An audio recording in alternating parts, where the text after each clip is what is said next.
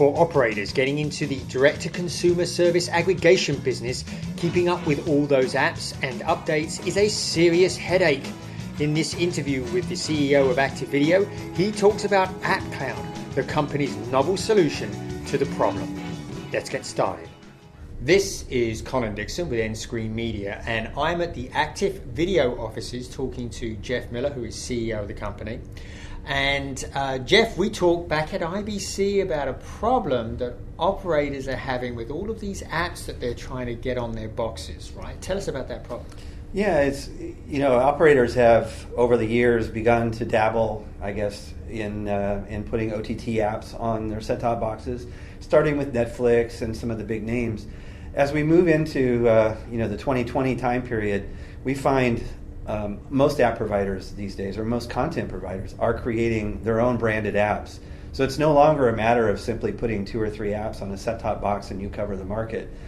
Operators are now faced with putting dozens or even hundreds at some point of applications on, making them available through their set-top boxes to their subscribers. That turns out to be a daunting problem. That's a lot of porting effort to the set-top box. Yeah, and it's not just the fact that you've got to get that onto the box, right? It's the fact that the app providers are updating them all the time, right? Absolutely. I mean, the app providers are used to the fact that they can update the apps pretty much at will on devices like phones and pads and tablets and things like that. When you move on to the set-top box, you're looking at applications that are wanting to be updated dozens of times per month, and that update cycle doesn't match what operators are used to on set-top boxes, where you really want to put something in the house and leave it there to be stable and operate for years. Yeah. Now, this problem, one of the solutions that people are moving towards is that they're letting a third party provide the app store and the operating system on their set-top box, like Android TV or Roku or even Fire TV, I think, is trying to get into this space. But that's a problem for operators, right? Well, I think so. Google does a good job with Android TV of creating an app store based on Android APKs. Fire TV from Amazon is based on Android AOSP. Roku has a great platform that's been out there for years. But these are all basically owned by those companies, and they're really for those companies. So they are responsible for filling the app store with the kinds of apps they want to provide to their subscribers. Operators, I think it's a sign of just how problematic this is for operators, that they're willing to go license third-party services like those and basically give the branding away, right, to those companies. So there's got to be a better way. You think you have a better way. It's called AppCloud, right? Correct. Tell us about AppCloud and tell us how it solves that problem for the operators. Well, we think, and part of our history through the years has been becoming experts in how you run applications remotely from set-top boxes, and we just took that another step. So we're now able to take basically Android applications. So we focus this on the Android operating system because it's the most widely available. It's an open standard if you're using AOSP. Makes it easy to do development within it. And everybody has an Android APK. Most of the app providers, Android is one of the early targets for those devices.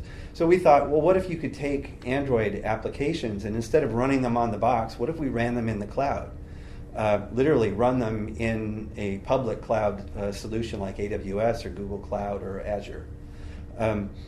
What does that do for an operator? Well, now they get access to those Android applications, but they don't have to deal with porting them or maintaining them on their box. So we're able to then put an AppCloud client in the device, in the set-top box, and give the operator access to a full Android ecosystem, which is running in the cloud and is evergreen, can be updated at will. Right, and of course those updates, as we know, some of these apps get updated many times a month, right? Absolutely. Some of them, we've been surprised actually as we've looked into this, are dozens of times per month. These updates are happening all the time. You don't really use it or realize it as an operator or as a user of those apps. You don't even necessarily notice that there's been an update of the app on your phone. But an operator does, because those apps have to be downloaded into the box and tested every time those updates can come out.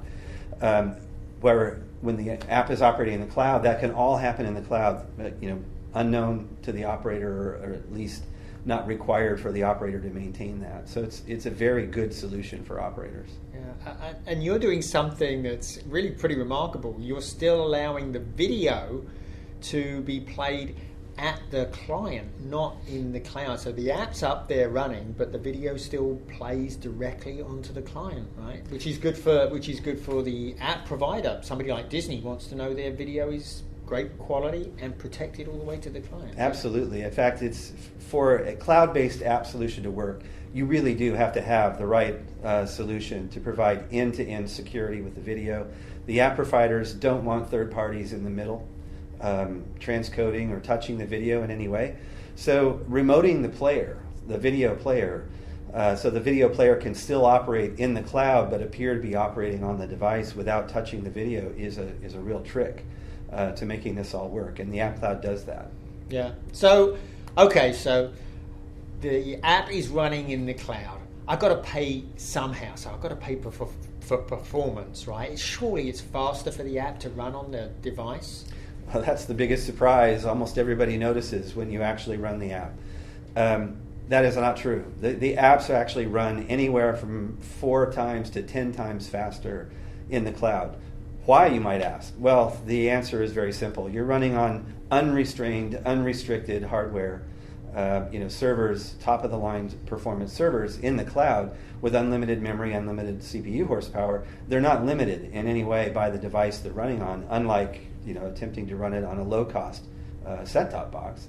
And the other thing that's changed over the years is bandwidth at this point is so fast and so ubiquitous and available.